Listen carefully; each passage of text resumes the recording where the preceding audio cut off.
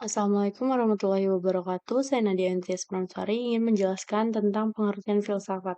Suatu ilmu pengetahuan yang menggunakan logika, metode, serta juga sistem dalam mengkaji masalah umum serta mendasar tentang segala macam persoalan seperti misalnya pengetahuan, akal, pikiran, eksistensi, serta juga bahasa.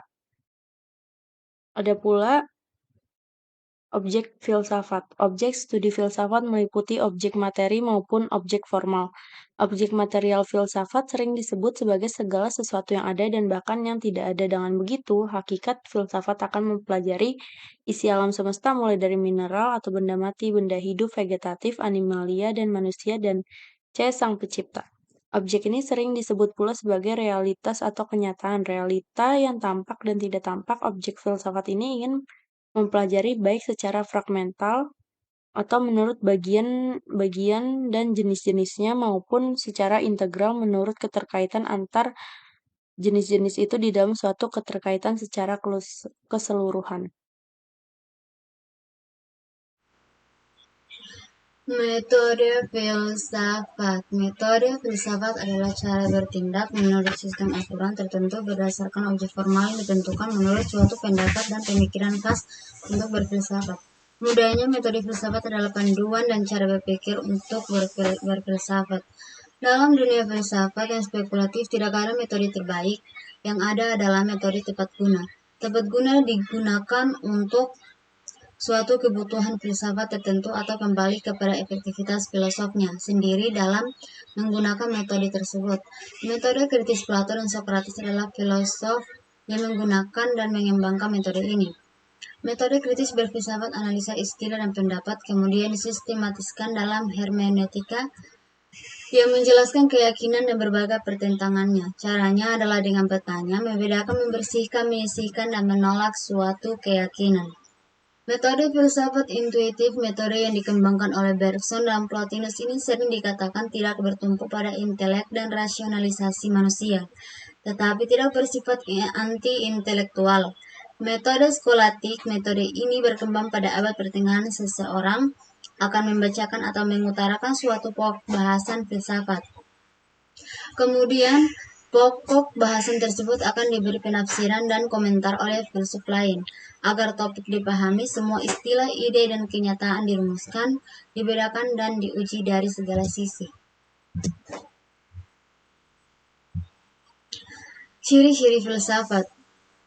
Seorang ahli logika bernama Clarence E. Lewis menyatakan bahwa filsafat merupakan suatu proses refleksi dari bekerjanya akal yang di dalam prosesnya itu terkandung berbagai aktivitas atau kegiatan.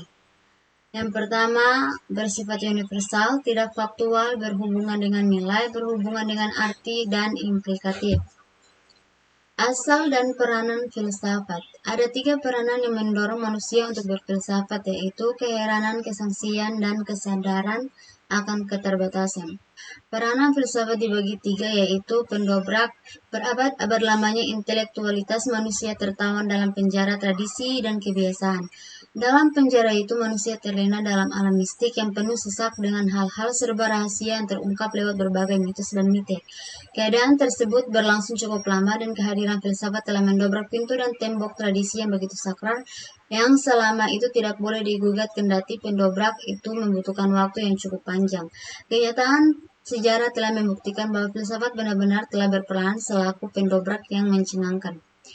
Kedua, pembebas. Filsafat bukan hanya sekedar mendobrak pintu penjara tradisi dan kebiasaan yang penuh dengan berbagai mitos dan mitos, juga merenggut manusia keluar dari penjara itu. Filsafat membebaskan manusia dari ketidaktahuan dan kebodohannya dengan filsafat membebaskan manusia dari belenggu cara berpikir yang mistis dan mitis. Pembimbing. Filsafat membebaskan manusia dari cara berpikir yang mistik dan mitis dengan membimbing manusia untuk berpikir secara rasional. Membebaskan manusia dari cara berpikir yang picik dan dangkal dengan membimbing untuk berpikir lebih luas dan mendalam.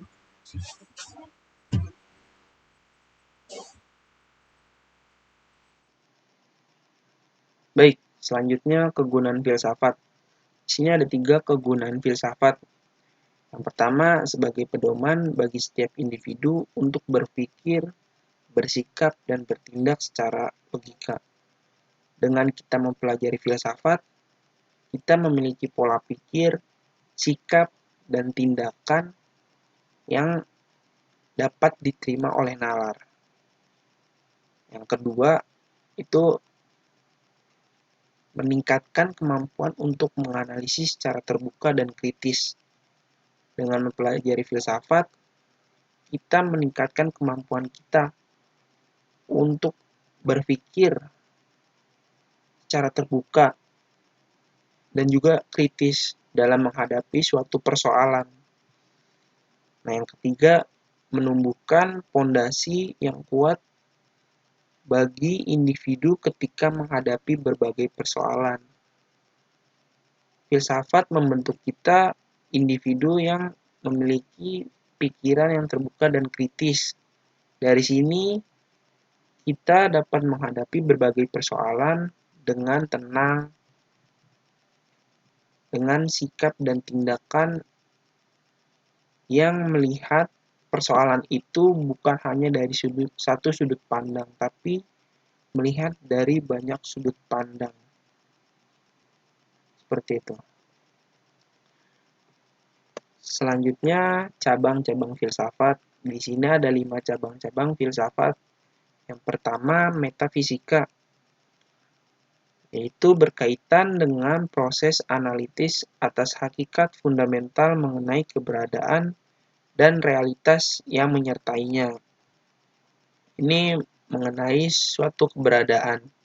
Ya, sebagai contohnya, apakah alien itu ada di alam ini?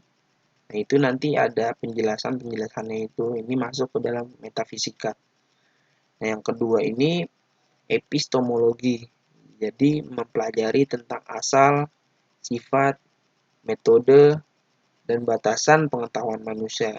Jadi, contohnya seperti dulu ayam apakah bisa terbang di zaman dinosaurus? Nah, seperti itulah. Yang ketiga ini logika. Pengkajian yang sistematis mengenai aturan untuk menguatkan premis atau sebab tentang konklusi aturan. Jadi ini menyimpulkan suatu ilmu yang dapat bisa diterima oleh nalar gitu. Yang keempat itu ada etika, suatu kumpulan pengetahuan mengenai penilaian terhadap perbuatan-perbuatan manusia. Ini mempelajari tentang moral manusia dalam berkehidupan. Yang kelima itu ada estetika, jadi suatu ilmu yang mempelajari segala sesuatu yang berkaitan dengan keindahan. Pelajari semua aspek yang disebut keindahan. Jika kita melihat sesuatu yang indah, nanti akan menjerumus ke cabang filsafat estetika seperti ini. Selanjutnya itu kesimpulan, dapat disimpulkan bahwa ketika kita mempelajari filsafat, kita akan terbentuk menjadi individu yang memiliki pola pikir terbuka dan juga kritis. Pola pikir terbuka dan kritis ini dapat bermanfaat jika kita menghadapi persoalan atau berbagai macam persoalan yang menimpa kita secara bersamaan. Kita menjadi individu yang tenang dan menyikapi persoalan tersebut. Segitu saja presentasi kami. Mohon maaf jika jauh dari kesempurnaan. Semoga ilmu yang kami sampaikan dapat bermanfaat untuk semuanya. Terima kasih sudah mendengarkan kami. Wassalamualaikum warahmatullahi wabarakatuh. Sampai jumpa.